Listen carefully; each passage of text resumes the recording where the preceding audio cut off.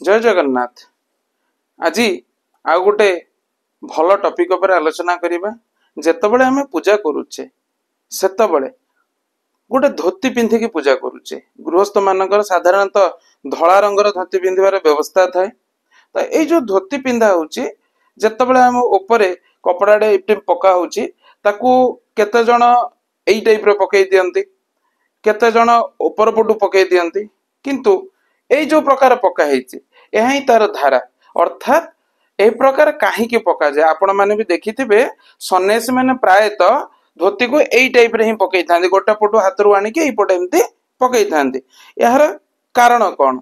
यार कारण होची जे स्वयं भगवान होचंती पुरुष, अर्थात जे माया को जय करिछंती बा जहार अधीनस्थ माया बा जहा पर मायार कोनोसी काम करेनी बा माया कोनोसी काम करेनी तांको ही कह जाए पुरुष। आउ आमे समस्ते मायार अधीन रे अछु बा से मां को अधीन रे अछु, अर्थात मिछटा को सत्य बेली मानिकी चलुछु। सेथि पई सारा जगतटा को स्त्रीमय बेली कह जाए, सेही जन को ही पुरुष कह जाए। अर्थात हमर आराध्य, हमर गुरु, हमर इष्ट सी ही एका पुरुष, कहीं ना से मायार जय अर्थात माया को जय करिछंती, माया तांको हिसाब रे ही काम करूछंती।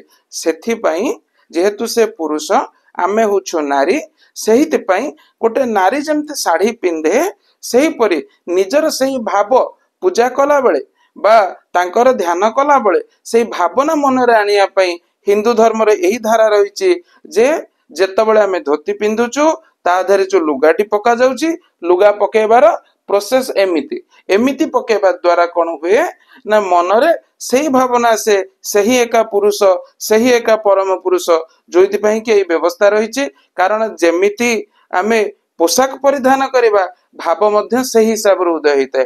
कारण पोशाकर मध्य भाव सहित बहुत संपर्क रहिछि। कारण आपण माने भी बुझी परिबे जदि आपण पेंट शर्ट पिंधिचंती पूजा करिया को जाउचंती जो भाव आसीबो, आपण गोटे धोती पिंधले कोन एक्जेक्ट सही भाव आसीबो कि? तेणु सेटा आपण माने भी बुझी परिबे जो प्रकार पोशाक पिंधिबे, जो प्रकार रंगर पोशाक पिंधिबे सही प्रकार भावना आसे। सेहिति पई आमर आवश्यकता हिसाब रे केतबेले गृहस्थ मानक धला रंगर पिंधिया पई मध्यम कहैछि, कोठी सन्यासी मानक गेरुआ रंगर पिंधिया पई कहैछि, कोठी मां माने नाली रंगर बा कमला रंगर वस्त्र परिधान करूचंती, कोठी कला रंगर मध्य वस्त्र परिधान करूचंती। सब निजर भाव अनुसार ही करिया को पड़िଥାଏ। तेणु एही प्रकार व्यवस्था सनातन धर्म रे रहिछि। जय जगन्नाथ।